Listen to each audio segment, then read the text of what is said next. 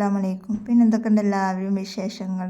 അപ്പോൾ ഇന്ന് നമ്മൾ വന്നിട്ടുള്ളത് നമ്മൾ കേബേജ് വെച്ചിട്ടൊരു പക്കുവട ഉണ്ടാക്കിയാലോ. എന്നും നമ്മൾ ബീഫ് ഏറ്റും അതുപോലത്തെ ചിക്കൻ അതുപോലെ സാധാ ഒക്കെ ഇതിലല്ല നമ്മൾ പക്കുവട ഉണ്ടാക്കുക.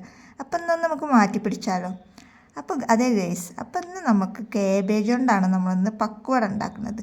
അപ്പോൾ നമ്മളിത് ഇങ്ങനെ യൂട്യൂബിലൊക്കെ കണ്ടിട്ടുണ്ടായിരുന്നു കേട്ടോ. അപ്പോൾ ഒരുപാട് ഇഷ്ടമായി. പക്ഷെ ഉണ്ടാക്കി കഴിച്ചപ്പോൾ അതിലും സൂപ്പറായിരുന്നു. അപ്പോൾ എന്തായാലും അതിൻ്റെ റെസിപ്പി നിങ്ങൾക്കൊന്ന് പറഞ്ഞു തരണ്ടേ. അപ്പോൾ അത് വിചാരിച്ചിട്ടാണ് നമ്മൾ ഇന്ന് ഇങ്ങനെ ഒരു റെസിപ്പി ആയിട്ട് വന്നിട്ടുള്ളത്.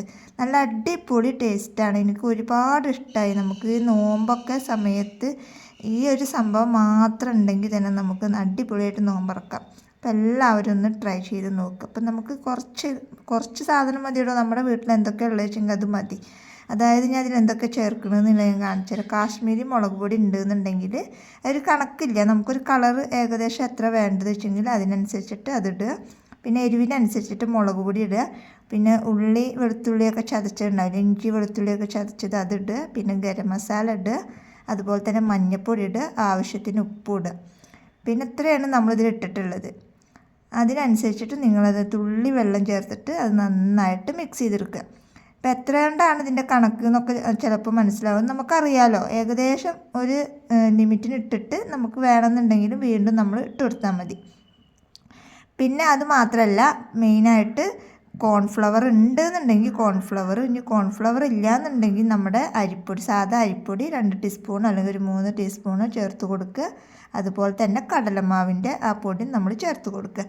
ഇത്രയും സാധനങ്ങൾ ഉണ്ടെന്നുണ്ടെങ്കിൽ നമുക്ക് നല്ല അടിപൊളി പക്കുവട നമുക്ക് നമ്മുടെ വീട്ടിൽ തന്നെ ഉണ്ടാക്കിയെടുക്കാം.